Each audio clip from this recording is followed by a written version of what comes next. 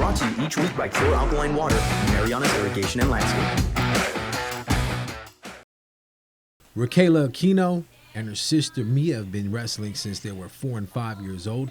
AQUINO is wrestling in the 53-kilogram weight class. Her resume includes competitions in Budapest, Kazakhstan, Tahiti, New Zealand, and Japan. It's a big deal because this is something that I've been dreaming about since I was a little girl, and just to be able to finally, accomplish that dream, it means a lot to me and to my club. I'm so happy to be able to validate my club like this, to show that we're on the right track. AQUINO and her club are definitely on the right track, as AQUINO won a silver medal at the 2021 African and Oceania Wrestling Olympic Qualification Tournament held in Tunisia. Being able to qualify my own, I hope that I can show these younger kids that you can. You just have to put in the work.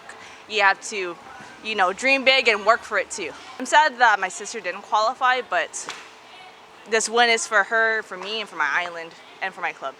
The grind never stopped for AQUINO as she hit the mats 6 days a week with 2 sessions a day. Her weight class will be a tough one, but she says she'll be bringing her A game. She has medaled in the Oceania Championships, Micro Games, and Asian Indoor Martial Arts Game. This is my first run, so I'm just going to try to do my best to represent my island well, to compete. I always try to represent Guam with pride and to show our island that we can compete too. And after this, I'm looking to do multiple runs.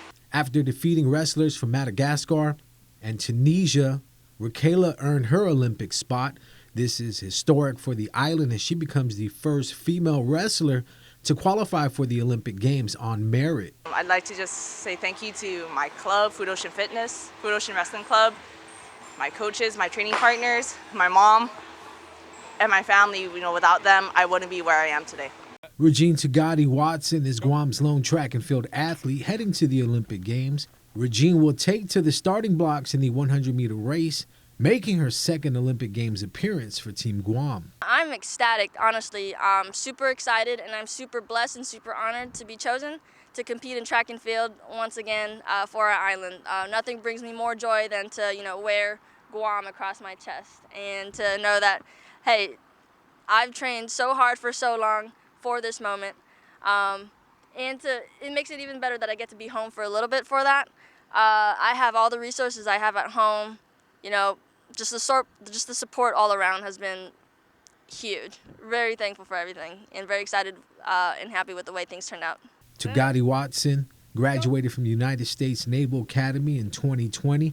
She had to get creative with her workouts on the ship, working hard to get where she is now. GTFA President Derek Mendel says REGINE has been the standard bearer of excellence for track and field on Guam in recent years. Creativity was the name of the game for many reasons, one of it being COVID.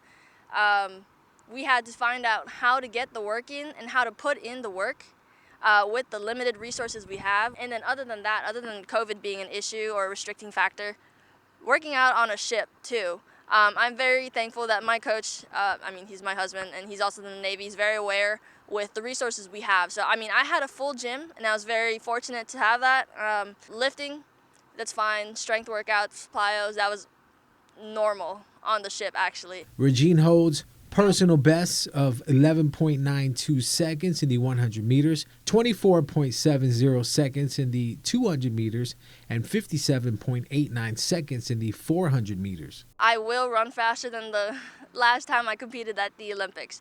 My goal specifically would just to be run fast, run anywhere between low 12s and sub 12.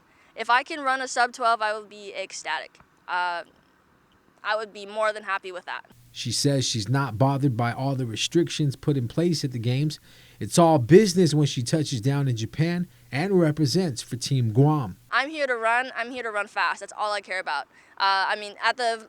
In Tokyo, we're restricted from going from Olympic Village to our training venue and back, and then to our competition and straight back to the village. I can come back to Japan whenever I want to. I'm not worried one bit to not have that Olympic experience. I'm there to compete, and I'm all business here. TUGADE-WATSON is extremely thankful for the help the GNOC has given her. Without their guidance and constant communication, things would have been a lot difficult. I was in a very, very unique and difficult situation. It was very challenging to work out the logistics, but I could not be more thankful for the support that they had for me and for, not only nominating me and accepting my nomination and letting me go, and giving me this opportunity, but working with me to allow me to get here, get home, and get to the Olympics. They've done so much, and I couldn't be more thankful for that. JOSHTER Andrew won't have to travel too far for this year's Olympic Games. Andrew attends Ryutsu Keizai University in Itabaki, Japan on an Olympic scholarship. It's really big. It's way bigger than myself. I'm very honored to be out there and to participate for the Olympic Games and have the whole country behind me, the whole island actually behind me. I'm very nervous and very excited at the same time. Looking forward to it and really do my best in the games. JOSHTER was a gold medalist at the 2019 Pacific Games held in Apia, Samoa, ranked number 119 in the world. The work he's put in doesn't go unnoticed. Right now, I can't express in words on how much how I feel with the games, everything leading up to this Olympic Games. It's been a very long journey. The travels alone, the injuries that I went through, everything, all of that, just, I guess it just boils down to that one moment, which is Olympic Games, and really taking it all in. JOSHTER has attended training camps in Budapest, Hungary, New Caledonia, Spain, and France. His weight is on point, so he doesn't have to cut too much before competition. Every day we've been training. Right now, at the moment, we're not really training as hard, but the quality is still there. It's just because of the Olympic Games is soon, so try to avoid injuries and stuff. But I've been training every morning, 8 in the morning, and also in the afternoon I make some time and train for myself. We're training a lot of randori on the mat, but we also do some dojo training, which is like weights and like the ropes and stuff, and cardio, lots of cardio, but mainly is randori, which is standing judo, and newaza, ground judo. JOSHTER has attended training camps in Budapest, Hungary, New Caledonia, Spain, and France. His weight is on point, so he doesn't have to cut too much before competition.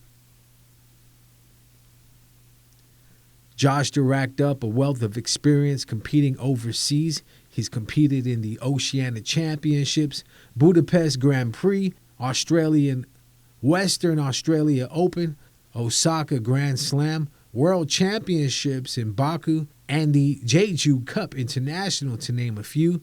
JOSHTER has had to sacrifice a lot to get to where he is now. The sacrifices, leaving home, it was a lot. Something I had to really adapt to. It wasn't just my family. Also, moved to a foreign country, which is Japan, and I have to learn and adapt to lifestyle, eat new food. It was hard, not gonna lie, but to me, it really pays off. Every hardship along the way was worth it. The Docomo Pacific Soccer Moms League is back at the GFA National Training Center. After being away from the game for over a year, the players are happy to be back on the pitch. Games are held every Sunday from 6 to 9 p.m. So after being off the pitch for over a year, the ladies were excited to come out again. They've missed being able to get exercise, to have fun. I think we're excited that we were able to kick off the beginning of soccer.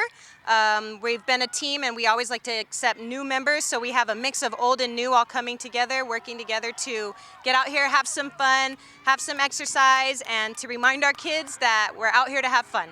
There are 16 teams competing in the Docomo Pacific Soccer Moms League and the GFA's Women's Recreational League.